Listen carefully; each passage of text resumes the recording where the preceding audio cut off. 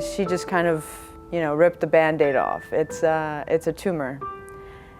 And I didn't exactly have a reaction. I was kind of in shock, and the only thing I said was, "Not again."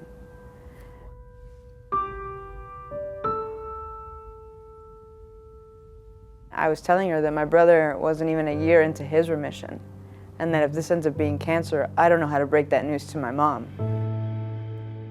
When Keanu was diagnosed, he was diagnosed with Burkitt's, which is a non-Hodgkin's lymphoma.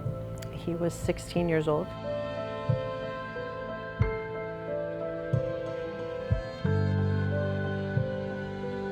While Kasem was going through his whole ordeal, Kaylee was having leg pains. She was in Michigan and she was complaining of leg pains, but just one leg was bothering her. It was just debilitating her.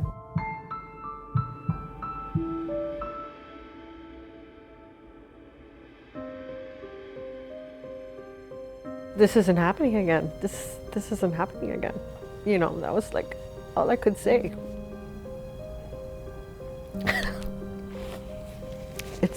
It's after everything that we went through with Keanu and Kasem,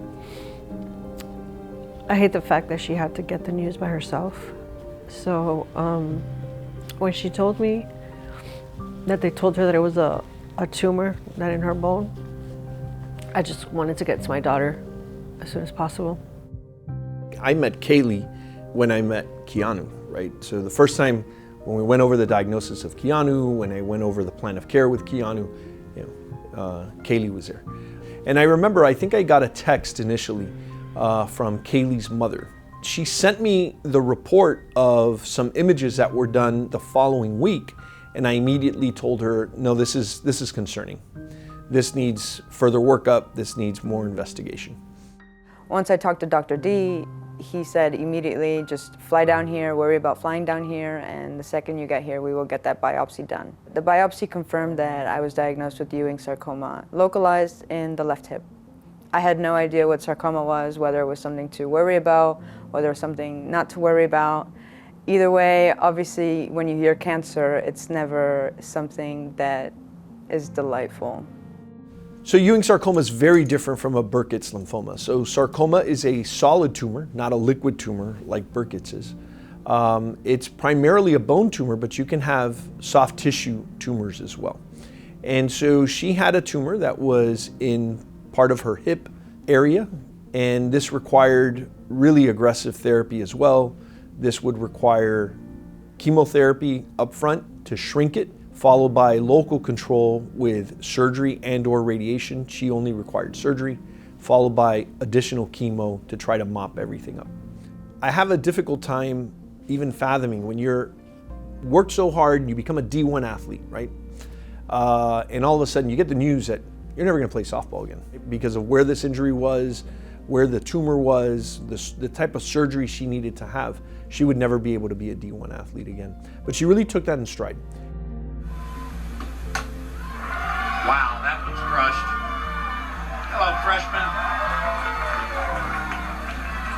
I am so excited to go back to Michigan. I think, again, it was always a part of the plan. Although I thought it was going to be exactly what I was going to be doing before, I like that now it's to kind of take more of a leadership role vocally. And I think that's definitely going to be my part on the team this year as I get myself better and physically strong again.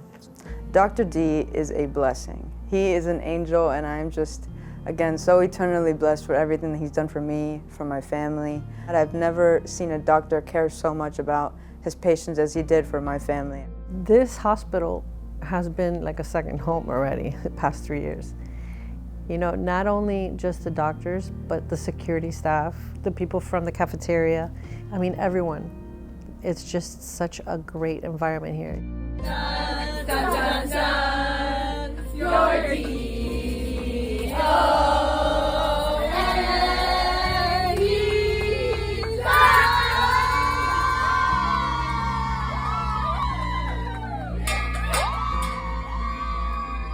I owe it all to Dr. D because he gave me peace of mind when I needed it most.